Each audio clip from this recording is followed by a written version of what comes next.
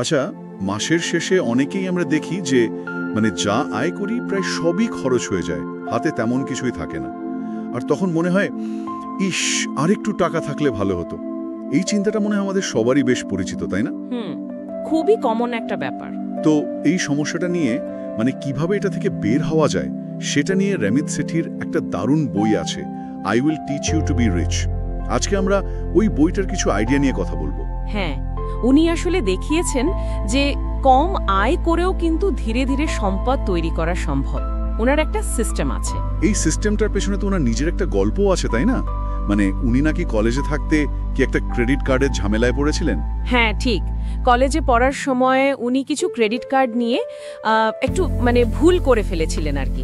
বেশ কিছু লোন হয়ে যায়। ও আচ্ছা। আর ওই অভিজ্ঞতাটাই ওনাকে শিখিয়েছিল যে শুধু টাকা আয় করলেই হয় না, আসল হলো টাকাটাকে ঠিকমতো ম্যানেজ করা, প্ল্যানিংটা খুব জরুরি।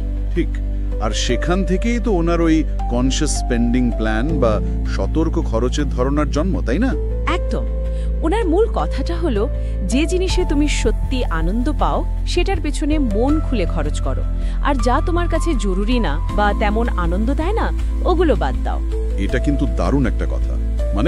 শুধু পয়সা বাঁচানোর জন্য কৃপণের মতো থাকা নয়, বরং বুঝে শুনে খরচ করা। ঠিক। আর এই প্ল্যানটাকে বাস্তবে কাজে লাগানোর জন্য উনি সবচেয়ে বেশি জোর দেন একটা অটোমেটিক সিস্টেমের ওপর, স্বয়ংক্রিয় ব্যবস্থা। অটোমেটিক সিস্টেম সেটা কি রকম? ধরুন আপনার মাইনেটা ব্যাংক অ্যাকাউন্টে ঢুকলো, উনি বলছেন সেটা ঢোকার সাথে সাথেই যেন কয়েকটা ভাগে ভাগ হয়ে যায় নিজে থেকে, আপনার কিছু করতে হবে না। ইন্টারেস্টিং। কি কি ভাগ? উনি মোটামুটি 4টে ভাগের কথা বলেন। প্রায় 50% মতো যাবে আপনার জরুরি খরচের জন্য, বাড়ি ভাড়া, খাবার, বিল, এইসব। আচ্ছা, 50%।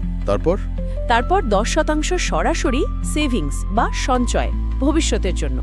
আর 20% হলো ইনভেস্টমেন্ট বা বিনিয়োগের জন্য। 50, 10, 20, মোট 80% গেল। বাকি 20%? ওই বাকি 20%টা কিন্তু খুব মজার। উনি বলছেন ওই টাকাটা আপনি আপনার ইচ্ছা মতো খরচ করবেন, কোনো রকম গিল্ট ফিল না করে। ইচ্ছা মতো যা আপনার ভালো লাগে, ঘুরতে যাওয়া, ভালো রেস্টুরেন্টে খাওয়া, পছন্দের কোনো গ্যাজেট কেনা, যা খুশি, কোনো অপরাধবোধ থাকবে না। বাহ, এটা তো দারুণ আইডিয়া। কিন্তু অনেকে ভাবতেই পারে, আয়ের পরিমাণ কম হলে এই 20% ইচ্ছামতো খরচ করাটা কি ঠিক? দেখুন, রামিতের যুক্তি হলো, এই স্বাধীনতাটুকু না থাকলে পুরো ব্যাপারটা খুব বোরিং আর কষ্টের মনে হবে। এই যে অপরাধবোধ ছাড়া খরচ করার সুযোগ, এটাই আপনাকে লম্বা সময় ধরে প্ল্যানটা চালিয়ে যেতে ইন্সপায়ার করবে। ঠিক। আর পুরো ব্যাপারটা অটোমেটেড হওয়া দরকার বলছেন। হ্যাঁ, এটাই আসল, যাতে প্রতি মাসে আপনাকে সিদ্ধান্ত নিতে না হয়। টাকা এলেই নির্দিষ্ট অংশ সেভিংস বা ইনভেস্টমেন্টে চলে গেল, একটা মানসিক শান্তি থাকে। আচ্ছা, এই যে 20% ইনভেস্টমেন্টের কথা বললেন, এখানে এসে অনেকেই একটু ভয় পায়। সেভিংস তো বুঝি, কিন্তু ইনভেস্টমেন্ট মানেই তো শেয়ার বাজার, ঝুঁকি, এইসব। হ্যাঁ, এটা খুব স্বাভাবিক একটা ভয়। রামিত নিজেও এটা জানেন। তাই উনি বলছেন শুরুতেই খুব কঠিন কিছুতে ঝাঁপ দেওয়ার দরকার নেই। তাহলে সহজ অপশন আছে, যেমন ধরুন ইন্ডেক্স ফান্ড বা টার্গেট ডেট ফান্ড, এগুলো দিয়ে শুরু করা যায়। ইন্ডেক্স ফান্ড মানে কি, একটু সহজ করে যদি বলেন। ইন্ডেক্স ফান্ড হলো, ধরুন বাজারের সবচেয়ে বড় বা ভালো অনেকগুলো কোম্পানিতে একসাথে অল্প অল্প করে আপনার টাকাটা লগ্নি করা হচ্ছে, ঝুঁকিটা এক জায়গায় না থেকে ভাগ হয়ে যাচ্ছে। ও, বুঝেছি। অল্প দিয়ে শুরু করা যায় আর ঝুঁকিটাও কম। হ্যাঁ, আর যত তাড়াতাড়ি শুরু করা যায় ততই ভালো, কারণ এখানে সময়ের একটা বিরাট ভূমিকা আছে। কম্পাউন্ড ইন্টারেস্ট বা চক্রবৃদ্ধি সুদের জাদুটা এখানে। চক্রবৃদ্ধি সুদ সুদের ওপর সুদ? হ্যাঁ, একদম। সহজ করে বললে, আপনার আসল টাকার ওপর যে লাভ হচ্ছে, পরের বছর থেকে সেই লাভটা আসলের সাথে যোগ হয়ে তার উপর আবার লাভ আসছে, লাভটাও আবার লাভ কামাচ্ছে। বাহ। সময় যত যাবে এই বৃদ্ধির হারটা তত বাড়তে থাকে।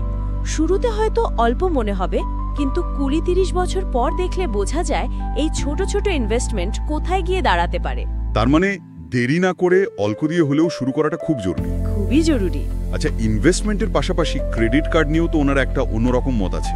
আমরা তো সাধারণত ক্রেডিট কার্ডকে একটু ভয়ের চোখেই দেখি। হ্যাঁ, অনেকেই দেখে, কিন্তু রামিত মনে করেন কার্ডটা নিজে খারাপ না, সমস্যা হয় যখন আমরা ওটার দায়িত্ব নিয়ে ব্যবহার করি না।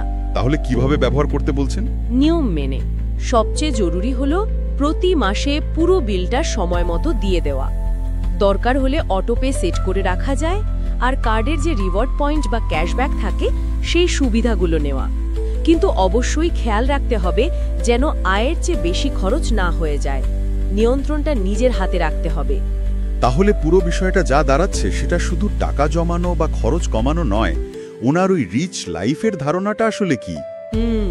রিচ লাইফ মানে কিন্তু শুধু ব্যাংকে অনেক টাকা থাকা নয়।